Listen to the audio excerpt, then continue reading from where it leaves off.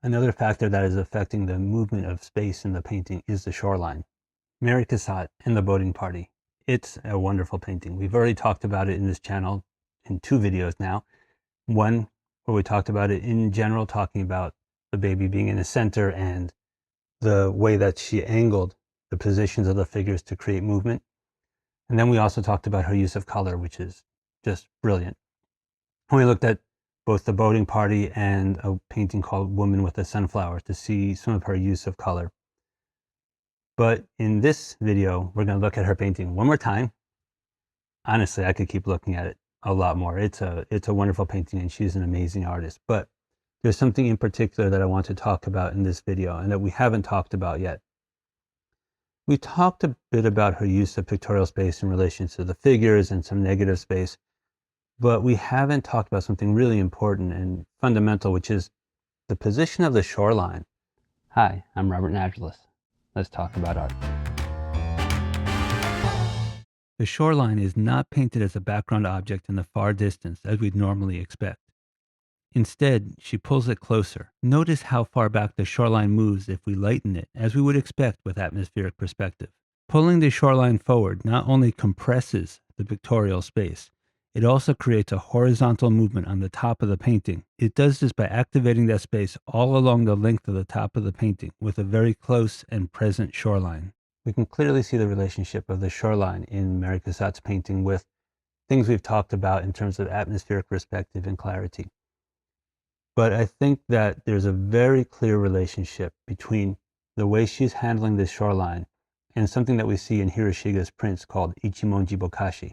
We're going to do a video upcoming on this whole topic, so we'll talk about that in depth. I'll add a link to that video below. I think I can add it below even though it's a future video. Anyhow, even if I can't add a link below here, all that information will be on my website. If you go to the blog page, all the videos that I post will also be a blog.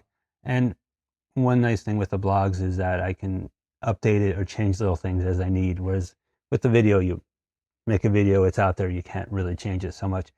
Looking at Hiroshige's work and this idea of Ichimonji Bokashi, this straight line gradation, it's a straight line that goes across the whole work and there's a slight gradation as it goes down.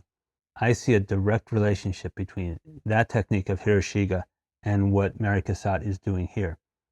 And as we know, Cassatt did study Hiroshige's work, and we've talked about this before. Cassatt, Van Gogh, Monet, Whistler, a lot of artists were deeply affected by the Japanese prints coming into Europe at that time. Interestingly, at the same way that the Japanese artists were influenced by some of the Western concepts coming over there at the same time. For example, Hiroshige liked to work with linear perspective. Well, that was coming from the West. So a very interesting interchange happening. But certainly I think that in this painting, I feel we can see Mary Cassatt really trying to implement exactly or very close to what she's seeing in Hiroshige's work. We know that she produced a series of prints in which she was studying the work and the techniques of the Japanese printmakers. And I think we see the same thing here, or at least in this part of the painting, where she's using that same technique of this straight graduated line that goes across the whole painting.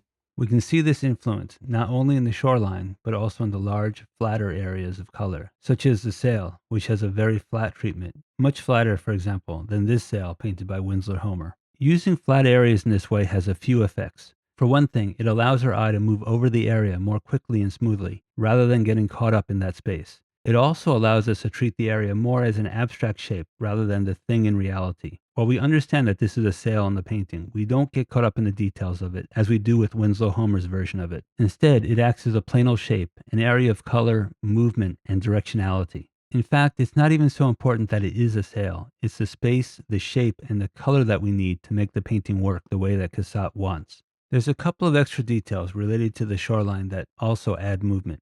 For one thing, the house on the very top of the painting, right above the boatsman head, is actually a very bright spot, not only being a very light color, but also the sky around it is suddenly brighter.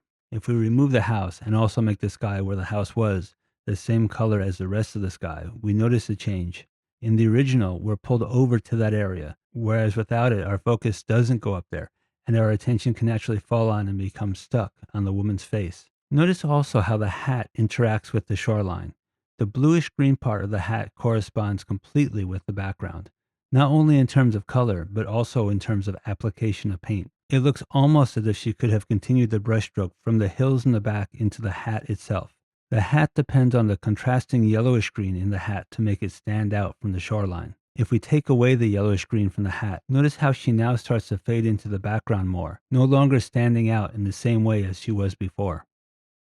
I see color as a part of pictorial space, and that really only happens because colors are moving, because this relationship between them that creates movement, the language of color, how colors communicate, how they speak to each other through movement, and how those movements create this rich tapestry that we see in works like The Boating Party and with Hiroshige, with Van Gogh, with all these wonderful artists that we love. And to really understand this, again, it's not a complicated vocabulary. It's not highly technical, but it requires us to change our thinking a little bit, to open up to a new idea, to embrace that, and to develop that understanding, develop that sensitivity, to be able to see it, to be able to feel it, and even to be able to use it in our own artwork if we want to. Colors move, colors speak through their movement. And this is a large part of the topic of my book, Color Movement Theory. I do appreciate you taking a look at the book.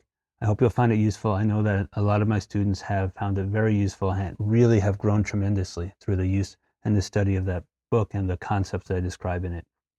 Now, one thing that I haven't mentioned so far in any of these videos on the painting is the size of the hat of the boatsman.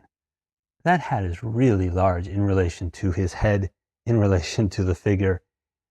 It's quite large. And I think, again, part of that is to bring us into that space. If the hat were smaller, yeah, again, we would see it. We would go there. We would go to the space. It's these things, it's not a question of we wouldn't go there or we wouldn't see it. It's a question of how we move into the space, how that space is functioning, how it's acting to move us through the work, the speed, the quality, the sense, the feeling. And having a hat be that large, it brings us there more. It makes it more important. He does fill that space. That space is something that we move to in a certain way. And if it were a smaller hat, again, we would see the figure, we would see the hat, but we wouldn't move in the same way. And this is something really important for us to consider, whether we're looking at paintings or if we're painting ourselves. For a lot of artists, it's about painting what they see accurately, and that's it. That's the goal. But think about it, as you go through museums, there's all these cases where we say, well, this is a great painting, it's amazing, but that's certainly not what we see. If I took a picture with a camera, that's not how it would come out. If I were standing there, that's not how I would see it. I'm sure that if I were standing looking at the scene with the boating party, standing, well, I don't know how I would quite stand by the boat since it's in the water, but if I were able to, first of all, the boat wouldn't be tipped up in the same way.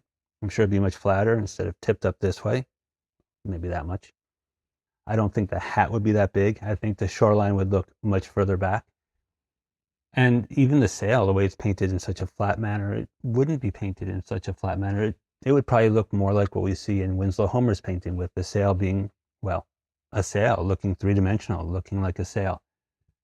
But this is a painting. This is an artwork. Mary Cassatt is creating a painting. She's creating a scene. She's creating her world. She's communicating to us. She's saying what she wants to say in the way that she wants to say it. It's her artwork, and she's creating it. And we as viewers have the opportunity to see that, to feel that. And I think that the more we understand, the better we're able to really read into it and see what's happening with space, with color, with relationships of figures, the way she's painting things. I think the more we're able to really understand that clearly, the more we're able to feel the painting.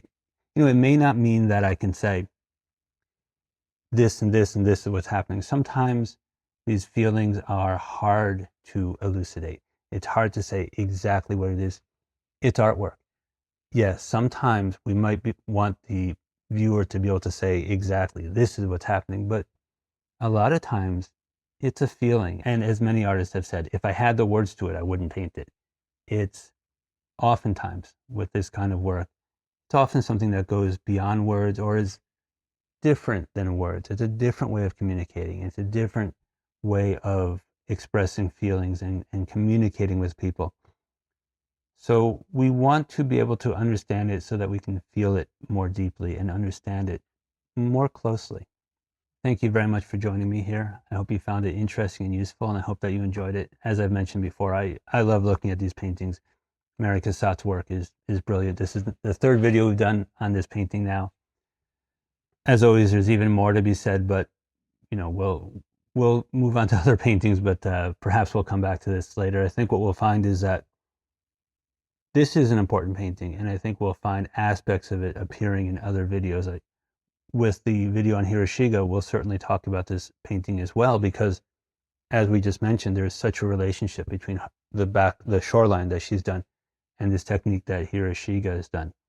So we'll find, and as we continue and as we go forward, there's always these relationships between paintings. So we can talk about one painting or one artist, but they're talking to each other. There's a communication, and so we'll find that as we talk about one, we might talk about another. And I love that. I find that very interesting. I find it useful. I find it makes the whole experience of art very lively, very rich, very deep. So, so thank you for joining me here today. I do hope you enjoy it. I hope to see you again. Please do like and subscribe.